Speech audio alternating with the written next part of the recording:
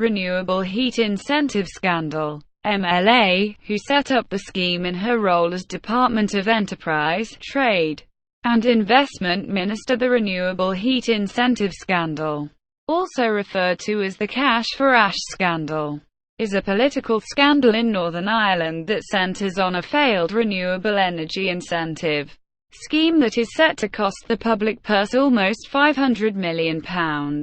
The plan was overseen by Arlene Foster of the Democratic Unionist Party, the then Minister for Enterprise, Trade and Investment, who failed to introduce proper cost controls, allowing the plan to spiral out of control. The scheme worked by paying applicants to use renewable energy. The rate paid was more than the cost of heating, however, meaning applicants were making profits simply by heating their properties. The political scandal first came to light in November 2016, by which point Foster had become Northern Ireland's First Minister. Foster refused to resign, or stand aside, during any inquiry, saying that to do so would be seen as admitting to some culpability in the matter. The affair ultimately caused Sinn Féin leader Martin McGuinness to resign in protest as Deputy First Minister of Northern Ireland in January 2017 after 10 years in office, citing Foster's refusal to stand aside from her role while an investigation took place, among other matters, in the power-sharing government. McGuinness' resignation also meant that Foster was removed from her role as First Minister, which in turn caused the Executive Office of Northern Ireland to fall. On 16 January 2017, Sinn Féin refused to re-nominate a Deputy First Minister in protest at the arrogance and disrespect of the DUP, thereby triggering a snap election. The Northern Ireland Executive collapsed, and the Northern Ireland Assembly was dissolved on 26 January 2017. The Northern Ireland Assembly election 2017 was held on 2 March. Politics of Northern Ireland. Since 1998, Northern Ireland has had a devolved government within the United Kingdom. The Northern Ireland Assembly and the Northern Ireland Executive together make up the legislative and executive branches of the Northern Ireland government. Members of the Legislative Assembly, of whom there were 108 until 2017, all self-identify as a particular designation, unionist, nationalist, or other. Under the terms of the Belfast Agreement, 30 members may submit a petition of concern on a motion to the Speaker of the Assembly, making it subject to a cross-community vote. Motions subject to a cross-community vote, either by standing orders or by a petition of concern, require support from a majority of Unionists and a majority of Nationalists. The Northern Ireland Executive is jointly led by a First Minister and Deputy First Minister who are nominated by the largest parties of each of the two designations. In 2016, these parties were the Democratic Unionist Party and Sinn Féin. Because the First Minister and Deputy First Minister is a joint office under Northern Irish law, the resignation of one vacates the whole office. If the office cannot be filled after a 7-day period, the entire Assembly is dissolved and a new Assembly elected. History. The RHI scheme in Northern Ireland was managed and set up by the then Department of Enterprise, Trade and Investment in 2012 and was overseen by Arlene Foster, the Deputy Minister at the time. The intention of the scheme was for businesses and non-domestic properties to begin using renewable heating sources such as wood pellets by offering them generous subsidies in the Northern Ireland Programme for Government. The executive set out targets for renewable energy. It hoped that 4% of heat would come from renewable resources in 2015 with a further target of 10% in 2020. The RHI scheme offered incentives so that businesses and non-domestic users would change to renewable energy, which includes biomass boilers, solar pumps and heat pumps. The scheme was approved by executive ministers to meet the programme for government target. The scheme was budgeted £25 million for 2011-2015. The scheme offered to pay £1.60 for every £1 spent on heating.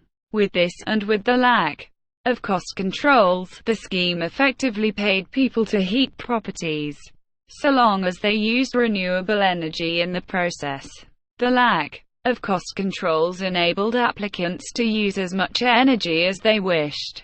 Thus, applicants made a monetary profit for using more energy.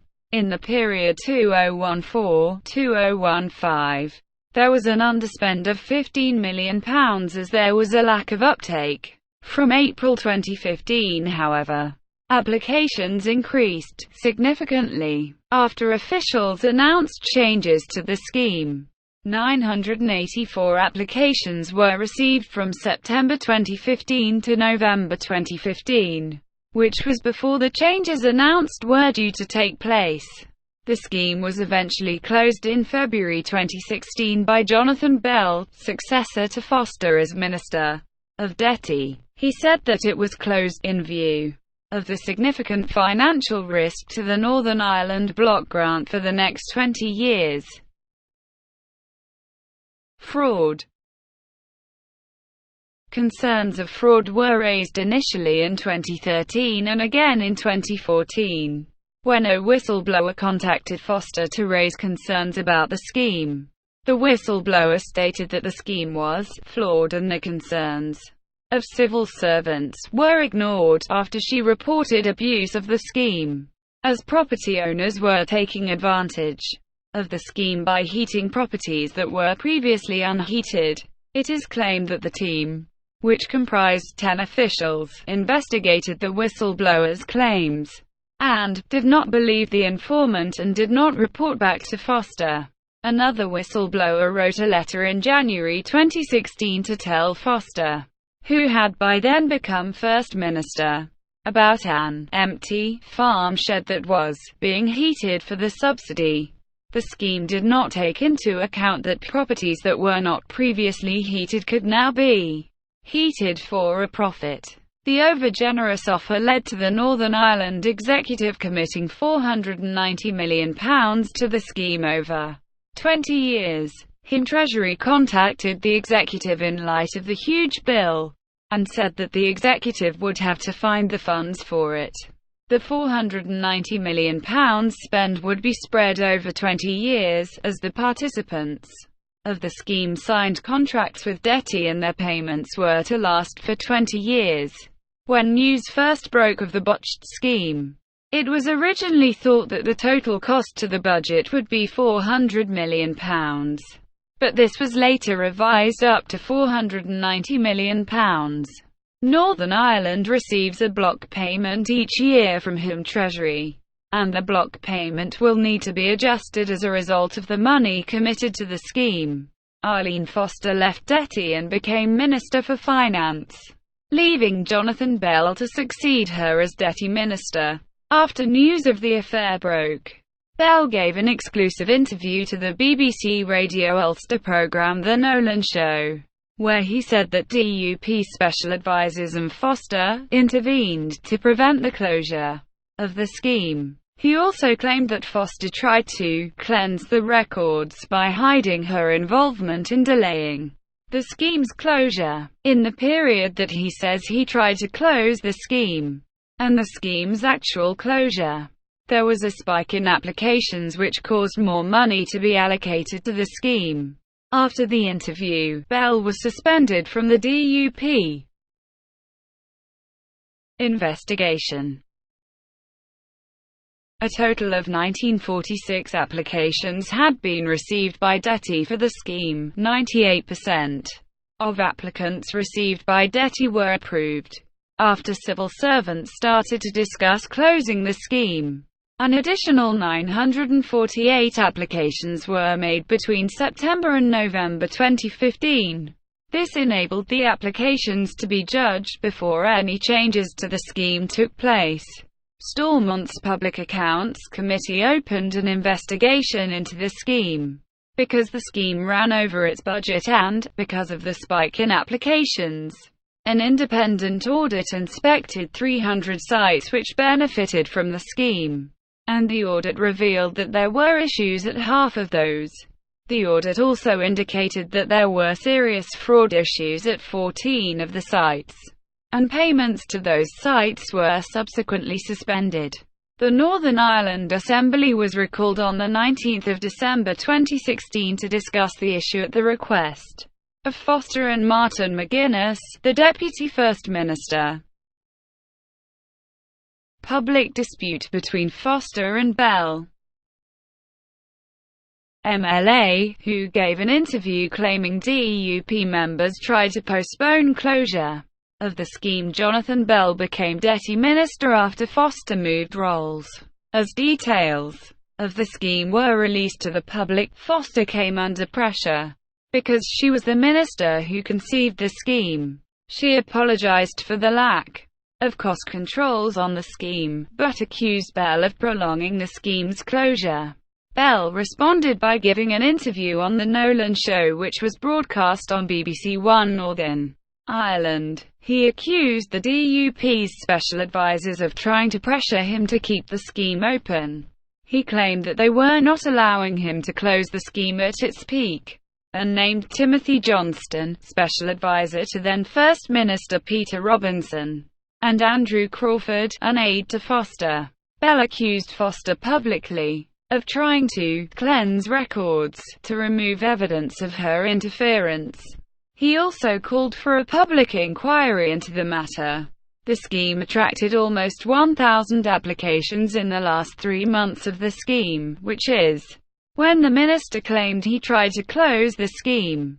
These 3 months are significant as Bell was not in his ministerial position, due to the DUP's rolling resignations in 2015. On the same episode of The Nolan Show, Foster responded to Bell's allegations and gave her side of the story.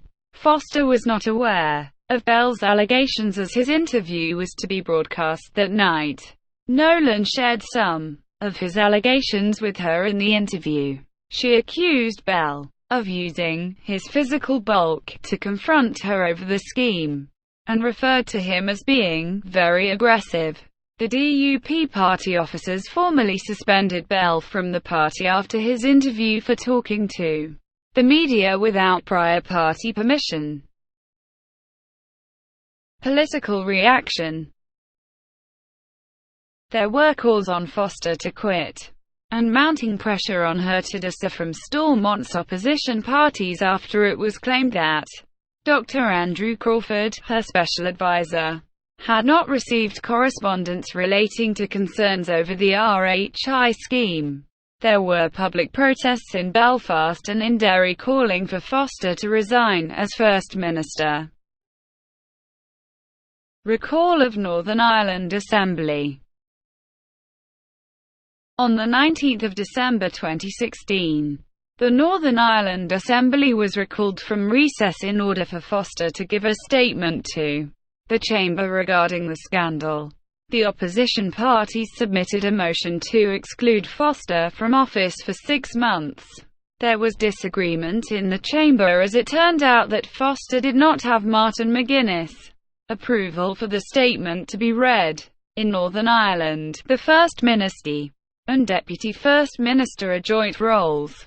MLAs tried to raise points of order with the Speaker, Robin Newton, who did not allow them to speak. MLAs walked out of the chamber in protest, and Newton suspended the sitting for 30 minutes, as the Speaker allowed Foster to address the chamber in her capacity as First Minister without the consent of the Deputy First Minister. All other parties walked out of the chamber in protest. At the beginning of her statement, she gave the statement with only her own party present and, as a result, she only received questions from her party colleagues. Vote of no confidence. the Social Democratic and Labour Party, Ulster Unionist Party, Alliance Party, People Before Profit, Traditional Unionist Voice, and the Green Party signed a ministerial exclusion motion under Section 30 of the Northern Ireland Act 1998, which would formally remove Foster from office. Although the opposition had a majority in the subsequent motion of no confidence, the motion did not pass because of Stormont's cross-community procedures. This section was intended for removing politicians from office if they became involved in paramilitary activities.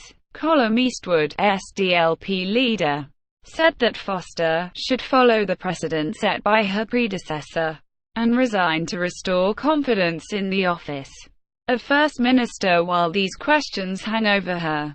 UUP leader Mike Nesbitt called for the MLAs to come together and protect the reputation of the institutions. After 3 hours of debate, a division was called, and MLAs voted on the motion. Of the 75 members voting, 39 voted to exclude her from office, while 36 MLAs voted against.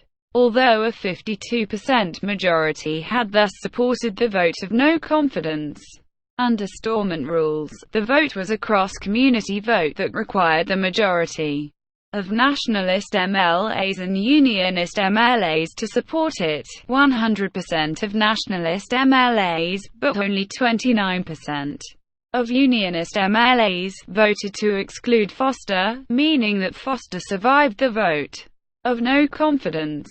Sinn Féin's MLAs did not vote. As the DUP is the largest unionist party in Stormont, it effectively has a veto on cross-community issues, meaning that some of Foster's own MLAs would have to vote against her for the vote to succeed. Sinn Féin announced their intention to table another motion in January 2017, which would call on Foster to step aside whilst an independent inquiry takes place. But Foster rejected any suggestion of her stepping aside. After the vote, Sinn Féin announced that they would put a motion to the Assembly in January 2017 that would call for Foster to step aside from her role. Northern Irish legislation allows for a First Minister to step aside for 6 weeks. Former First Minister Peter Robinson and former Deputy First Minister Martin McGuinness have done this in the past. Impartiality of the Speaker. The position of the Speaker was called into question by opposition parties, because he allowed Foster to make a ministerial statement without approval from Sinn Féin. As Foster and McGuinness hold equal roles, they both must agree on issues before acting in the capacity as First Minister and Deputy First Minister. Newton, who is also a DUP MLA, said he took the impartiality of the role extremely seriously. MLAs complained that Newton undermined the principles of power sharing by permitting the First Minister to speak without the agreement of the Deputy First Minister. Sinn Féin have said that Newton's position as Speaker had become untenable as a result of the shambolic proceedings. Newton also faced calls to resign from the UUP and SDLP. Sinn Féin announced that they would lodge a motion of no confidence in the Speaker.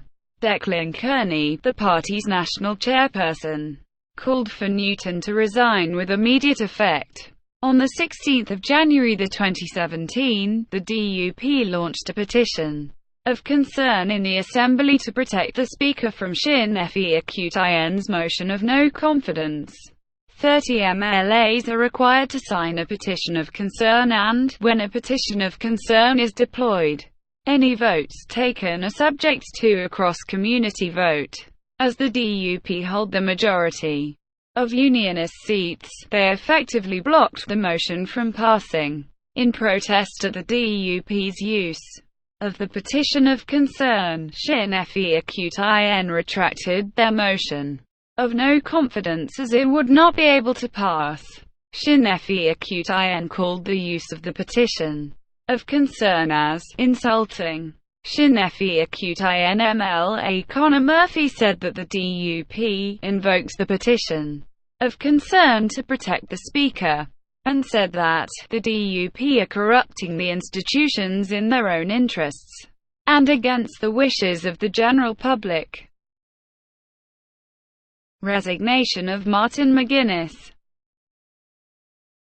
On 8 January 2017, Gerry Adams, Sinn Féin president, called on Foster to step aside, and said that her refusal to do so was unacceptable.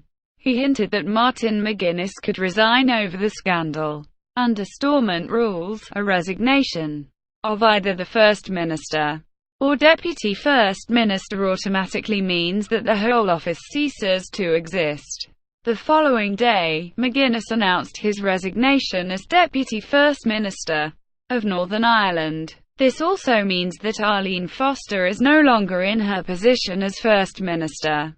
Under current rules, Sinn Féin had 7 days to nominate another Deputy First Minister to continue the office functions. Otherwise, the Northern Ireland Assembly and the Northern Ireland Executive would fall, and a snap election would be called by the Secretary of State for Northern Ireland.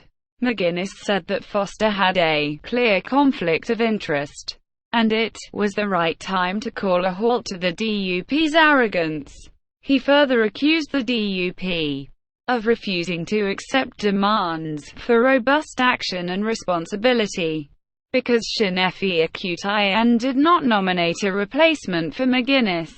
James Brokenshire automatically assumed control of Northern Ireland in his role as Secretary of State for Northern Ireland on 16 January 2017. Under current laws, Brokenshire is obliged to call an election within a reasonable time period. The 2017 Assembly election elected only 90 MLAs, as the Stormont House Agreement reduced the number of MLAs to 5 per constituency. Under power-sharing rules in Northern Ireland, Foster was unable to continue in her role as First Minister while there was a vacancy for the Deputy First Minister. This meant that Foster lost her role. When McGuinness' resignation came into effect, the executive office therefore became vacant. There were allegations from the DUP that McGuinness' resignation was due to his ill health, and purely for party political reasons, according to Foster. British and Irish governments' intervention. On 10 January 2017, it was revealed that British Prime Minister Theresa May and Irish Taoiseach Enda Kenny had a telephone conversation to discuss the ongoing crisis at Stormont. The British and Irish governments urged Sinn Féin and the DUP to enter talks to resolve the dispute. Irish Foreign Minister Charlie Flanagan spoke to Brokenshire regarding the situation, and Flanagan urged all sides to act responsibly to protect the institutions of the 1998 Good Friday Agreement. Brokenshire gave a statement to the House of Commons and described the situation as grave. He said that the British government is treating it with the utmost seriousness. Brokenshire said that there was a widely held view that an election will change nothing, and it will threaten the continuity of the devolved institutions. Brokenshire convened crisis talks at Stormont with the political parties. McGuinness led talks on behalf of Sinn Féin, but, in a statement after the meeting, Flanagan said that he believed the Secretary of State would have no choice but to call an election. Democratic Unionist Party.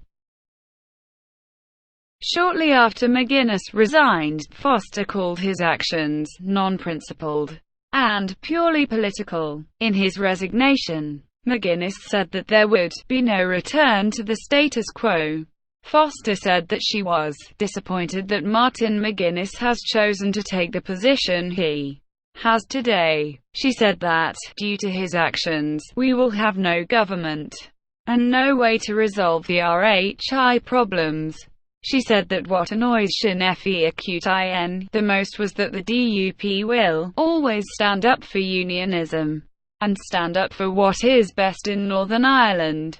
Foster said that calls for her resignation are purely misogynistic. After the resignation, she also called for a public inquiry to be held under the Inquiries Act 2005.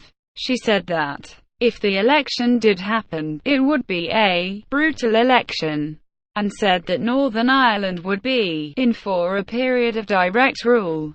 She said that an inquiry could happen without the approval of Sinn Féin, who pressured Foster to step aside due to her conflict of interest. She said an inquiry, for her, would be vitally important from a political perspective, but also fundamental for me on a personal basis. Sinn Féin's Finance Minister Mayorton O'Muliwa said Foster's plan for an inquiry was not credible, and it would be a laughingstock if we now had an inquiry that was set up at her behest. Opposition parties. The SDLP's leader Colm Eastwood welcomed the resignation of McGuinness, and said that the DUP governed disgracefully and it has extended well beyond the leadership of Arlene Foster. The SDLP said that Sinn Féin were jointly responsible, and that the public also understand that there is one reason for this potential election: Arlene Foster's arrogance. In response to Foster's threat of direct rule returning to the province, the SDLP leader called for joint London and Dublin rule if attempts to establish devolution fail. He said there could be no return to direct rule with London-based ministers in charge of the region. The UUP's leader Mike Nesbitt said that McGuinness' resignation let the DUP off the hook. He said that resigning was not the way to resolve the RHI scandal.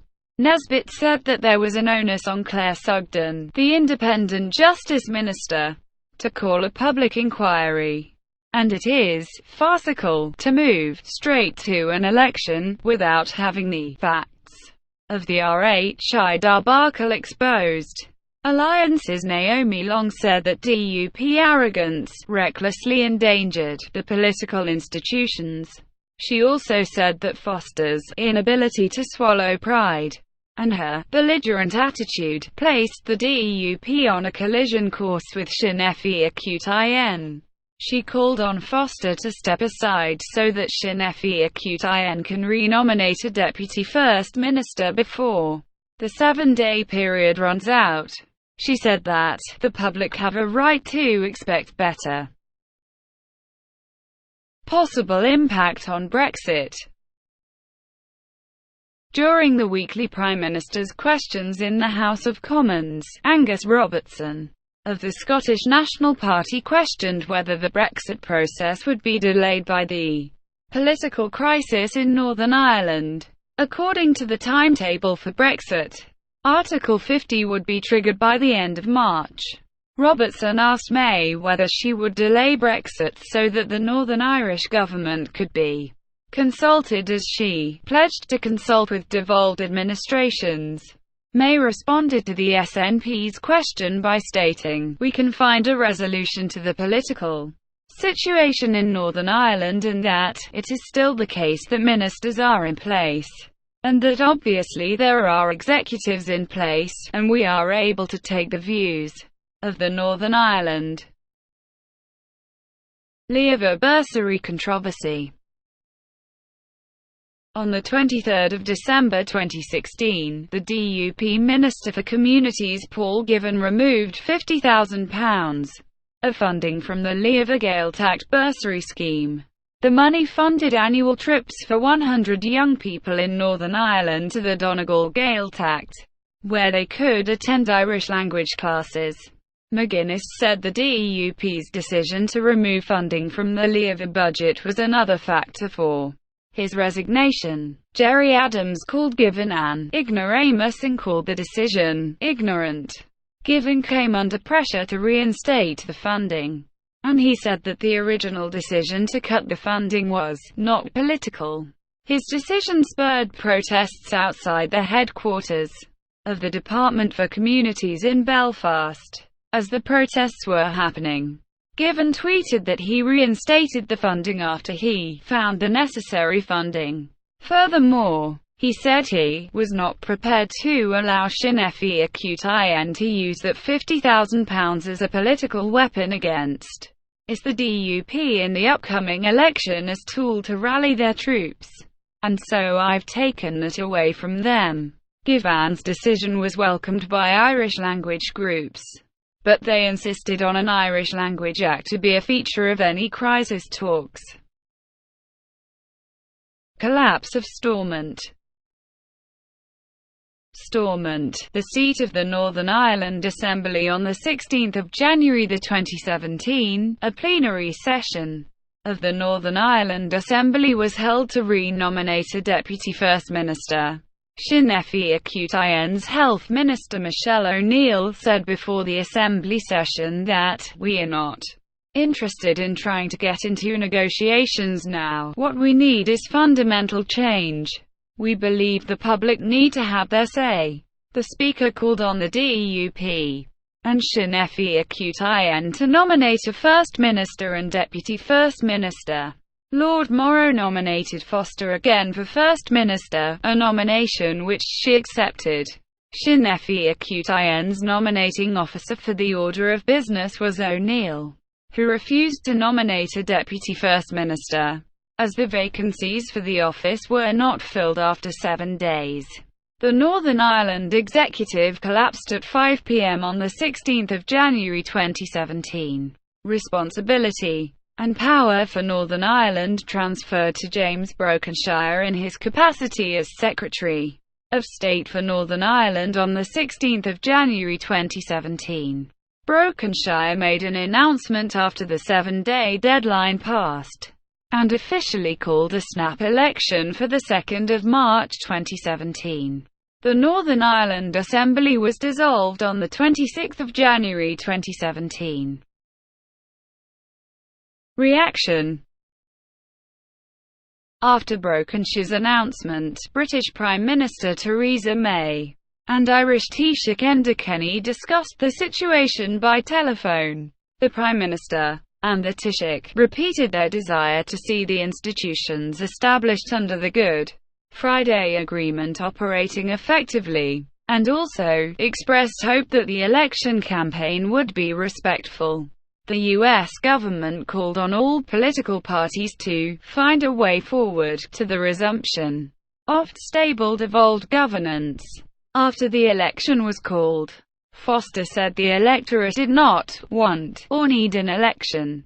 She also said that they have forced an election that risks Northern Ireland's future and stability, and which suits nobody but themselves. Sinn Féin's Michelle O'Neill said that if Sinn Féin is to return to the chamber, there must be real, meaningful change. She said that Sinn Féin strived to make the institutions work. Public inquiry. A motion was brought before the Assembly on 17 January 2017 which called for a public inquiry to be set up under the Inquiries Act 2005 to investigate the RHI scheme in its entirety. The call for an inquiry was unanimous, but Sinn Féin MLAs were not present for the debate. MLAs do not have the power to set up an inquiry, but the motion calls on Brokenshire as Secretary of State to set up a public inquiry. The Police Service of Northern Ireland confirmed that it is considering a request for the Chief Constable to investigate allegations of fraud in the RHI scheme. Allegations of DUP family links to the scheme.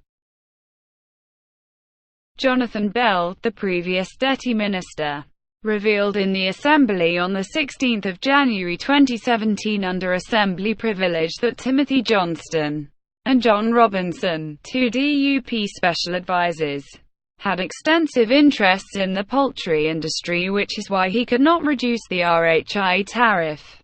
Following Bell's allegations, the DUP released a statement and denied his claims. Robinson said he had no personal interest in the poultry industry, although two of his brothers are poultry farmers, but were not involved in RHI. Johnston said he had no family connection to the poultry industry, although he had two brothers-in-law in the poultry industry, with neither having a connection to the RHI scheme. On 17 January 2017, Robinson told the Press Association that his father-in-law applied to the scheme in August 2015, one day after he denied having any family connections. His father-in-law runs two boilers under the scheme. He denies having been involved with the RHI scheme prior to his appointment as special advisor to Minister for the Economy Simon Hamilton. He also said that, at no point, had he ever advised anyone to join the scheme, or sought to benefit in any way from it. Bell also claimed one DUP advisor may have up to 8 boilers, which the party called an outrageous claim. Bell said he was prepared to repeat his allegation before a judge-led inquiry. Public Accounts Committee hearing. On 18 January 2017, Andrew McCormack was called before Stormont's Public Accounts Committee. McCormack is a senior civil servant and serves as the permanent secretary to the Department for the Economy. During the committee hearing, he was questioned by MLAs on the RHI scheme. McCormack said he believes that a DUP special advisor exerted influence on the scheme.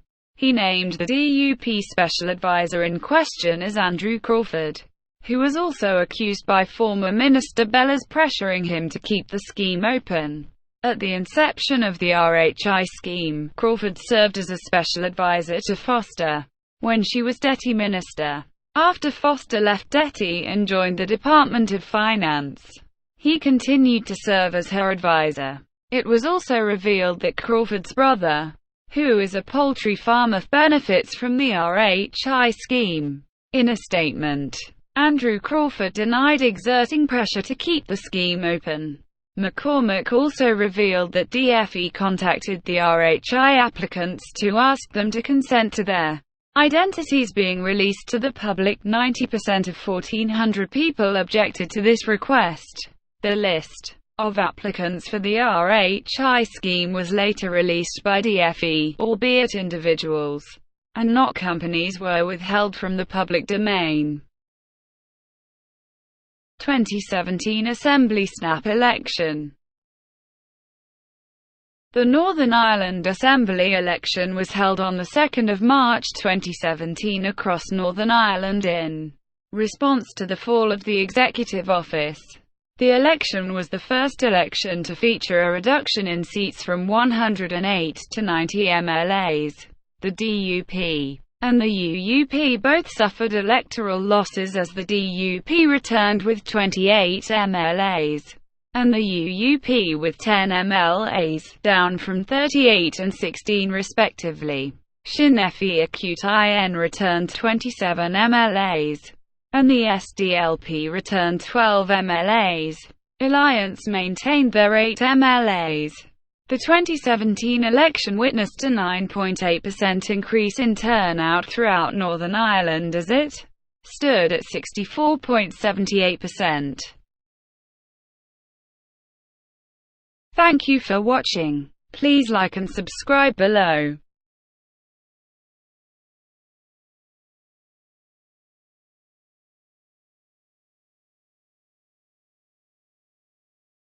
Please like and subscribe below.